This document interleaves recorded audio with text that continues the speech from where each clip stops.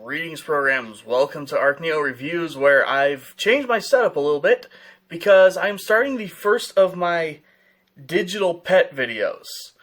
Now, originally I was going to start with, an OG Tamagotchi. But for anyone who doesn't know or doesn't follow my weird social media stuff, links in the description if you care, I have been taking care of just a whole bunch of digital pets all at once. And, to be honest, one of them has been annoying me to the point where I'm reviewing it first so I can yank the batteries out of it and be done with it for now. And, that would be the Gigapets AR T-Rex. So, this is one of the new, return of the Gigapets toys. And this thing is interesting, shall we say. So, it's got 9 functions as you go through here. You can feed it, put it to sleep, play a game with it, take it to the doctor, scan AR codes off the screen for the app. I'll talk about that a little more later. That is both give it a bath or clean up after it. That's the stats screen. You can train it and have it do tricks, and then you have your discipline button. So, just kind of, I guess I'll run through these a little more detail. When you go in to feed it, you can either give it, give it meat, which is the main, health, fullness meter food, or you can give it an egg for, raise its happy points. Might as well just give it an egg so you can see. You can put it to sleep at any time, but at a certain point, I believe 9:30 according to the directions, it will automatically go to bed. In here, you have 3 different games you can play. There's this one where you're just dodging rocks falling out of the sky from a volcano. There's this one, which is just a simple little game where he's wagging his tail, and just a little icon will appear on one side of the screen. You hit that direction and he smashes whatever it showed up. And the little rat chasing game. I'll actually play this one because this one's pretty simple and straightforward. You just bash the direction that he needs to run. From what I've seen, he always catches the mouse at number 11. Also, you can take him to the doctor basically anytime. And it's hysterical. I will give it points there. He eats the doctor. Over here, you can give him a bath. It's a very cute digital pet. These animations are really, really good, You can go in here, have him do one of his 3 tricks. And of course, after he does a trick, you're supposed to give him a reward. That's all well and good. And like I said, you go in here, you've got your score, which is kind of his overall health. You want to keep it above 80 to keep him alive. Here you can get into, the individual things. I can't remember which icon means what exactly. That is covered in the, in the directions. 3 years old, also known as 3 days old. Weighs 51 pounds, meaning I've fed him 51 things. Usually is how that works. So, why am I so salty on this thing? That's because of the way it functions. So, basically every digital pet that I've ever messed with, and anyone who's seen the pictures, I have a lot of them, they have a certain formula they follow, where it's okay, when you clean up after it, you just hit it once. When it needs a disciplining, you hit it once. This thing will go off, and I will have to sit here and hit this discipline thing 4 times to get it to stop flashing. And as you can see right there, that little icon is the he needs attention thing. If I leave this thing for 5 seconds, that will start flashing. It'll start flashing that he needs cleaned. It'll start flashing that he's sick. It'll start flashing that he needs food. It'll start flashing he needs played with because he's sad. and he will actually mope around on the screen. But like, okay, he needs a bath. You'd think, okay, I hit the button. He won't do it right now because he's clean. But you think, okay, I hit the button, he takes a bath, and I'm done. No, you'll have to give him like 3 baths in a row to get that to go away.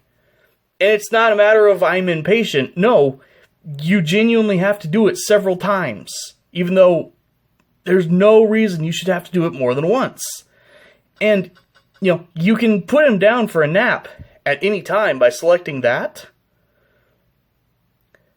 Which, you know, leads to cute animation, freezes the screen to save battery. Every single time you wake him up, he's gonna take a poop. Every time you wake him up, he poops. Immediately.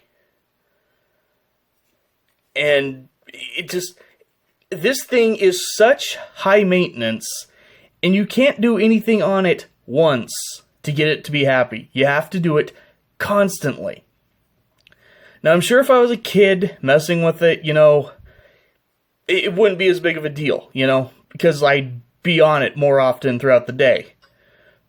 But things like, literally, every time you wake it up from a nap,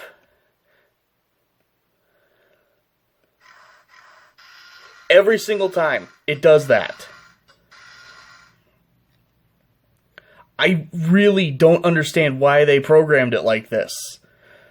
So, in here, like I said, it's got different little, these are, it's a little hard to explain, but basically, as you do different things with this guy for the first time, you unlock these different little pictures, and you scan these pictures with the actual Gigapets AR app on your phone. I don't have a way to show you that because I am using my phone to record this, and I don't have any of the phone capture software, unfortunately. But, you know, you scan this, and then, you know, on the app, it'll be, you know, augmented reality, just projecting, you know, a T-Rex, you know, doing a different animation based on whichever picture you scanned. And, you know, it moves relative to how you move your Gigapet. You know, it's augmented reality, just like on the 3DS and, you know, so many other things. Here's what's weird about that. You see this cute little, you know, animated looking T-Rex thing, you know, going on? When you use the app, you have just a horrific, realistic looking T-Rex with whatever weird, you know, horrible looking colors you chose for him. And there's literally no point to doing the app either. You scan a picture, you see an animation, and that's it. Again, I'm sure to a kid it's cool, but as someone who grew up with digital pets, you know, loving these things, I can't give this thing a good recommendation. And there's an even bigger reason why. So I'm just going to put him to sleep. Mind you, this guy will also just randomly make noise at times. So I have to, like, take him out of the room or, you know, shut down his sound while I'm recording stuff. I forgot to mention, you can go and, you hit the mode button, you can go through and, you know, see what time it is. That's why I named him. I named it after myself. Change your volume. But it makes noise randomly, which is already, you know, a little bit annoying. And it's not like, oh, it needed something. No.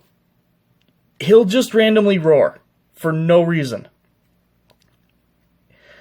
And, okay, so the thing that is a little hard to explain, but it's probably the single biggest problem with this guy, and Gigapets in general, because this is actually a thing they have listed on their website in their, you know, frequently asked questions.